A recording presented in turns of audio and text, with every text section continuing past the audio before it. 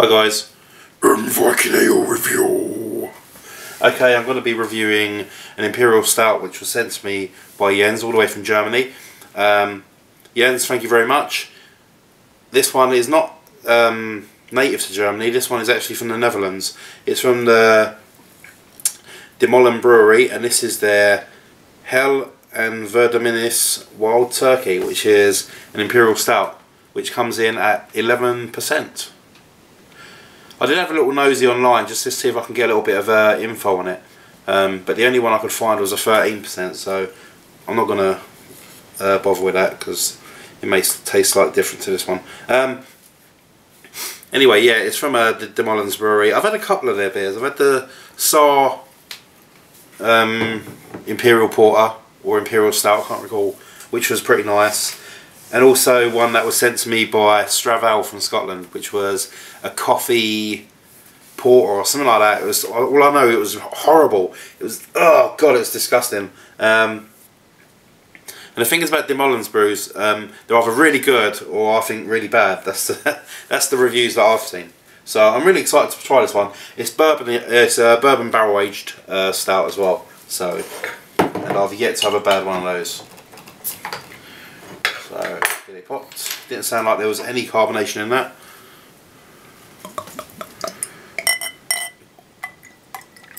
Okay, so there goes the glug. Very vigorous pour, as you can see.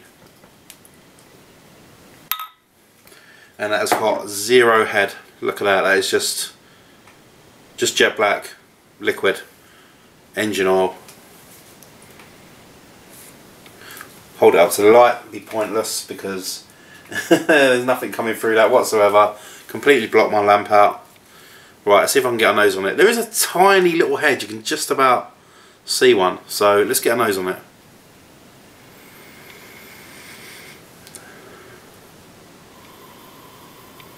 Yeah, it's not a huge pungent nose as I thought. You're getting those bourbon notes coming through, that sort of sweet, rummy, caramelly sort of smell. But I'm also getting like a wood chip. Like a very sort of woody note. A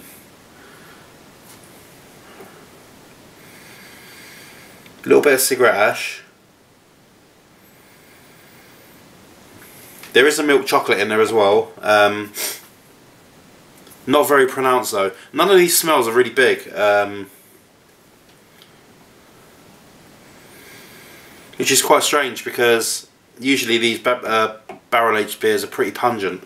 So it'll be interesting to try anyway. I'm just going to get stuck in. I've never really been very good on the nose. So let's give it a try. Jens, thank you very much. Cheers guys.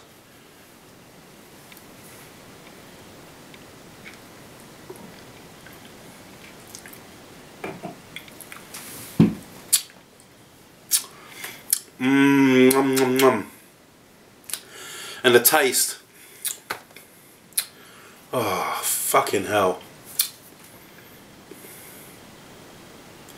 Oh yeah, that is an Imperial Stout.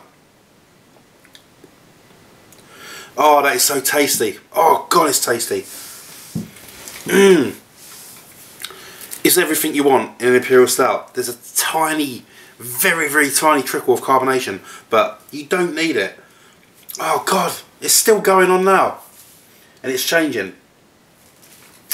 It started off very chocolatey and sweet, not like a rogue double chocolate or anything like that, you know, more like a rummy alcohol chocolatey sweetness, almost like a liqueur that hits you on the tongue, and then this warming alcohol sort of like just curls up to the back of the throat.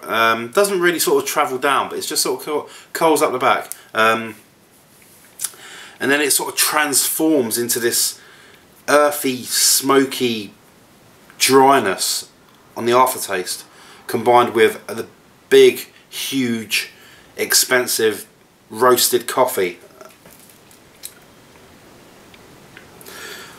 Lovely thick flavour. I think the lack of carbonation is giving it a thicker feel in the mouth as well.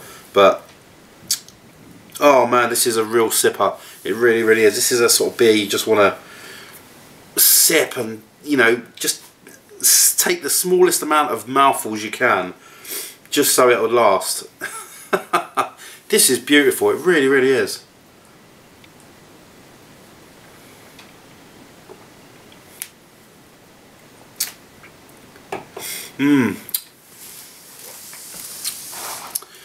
It's everything you want in an Imperial Stout, it really, really is. You're getting that bourbon barrel flavour coming through. It's not too over the top.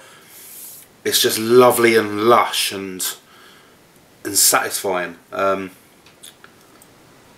then that aftertaste just crawls up. You get, it's like it starts off sweet and bountiful and juicy, and then it just trails off into this drying, earthy, ashy, gorgeous finish. Oh, that is a beauty. That is a phenomenal stout on East Oregon. Then 10 out of 10. That's definitely one I'm going to be trying again. I think I can get the Demolens on Beers of Europe, so they're pretty easy for me to get, but because they're quite pricey, you never sort of like, it's almost like a bit of a lucky dip, isn't it, when you buy their beers. But yeah, definitely, if you see this one, give it a go. It is superb. They do a lot of beers which can put people off, because they think if they're not focusing on a particular beer, then they may be spreading the talent a bit thin, but definitely not the case with this one. 10 out of 10. Jens, thank you so much. That's my evening there, all planned. Thank you very much. Cheers.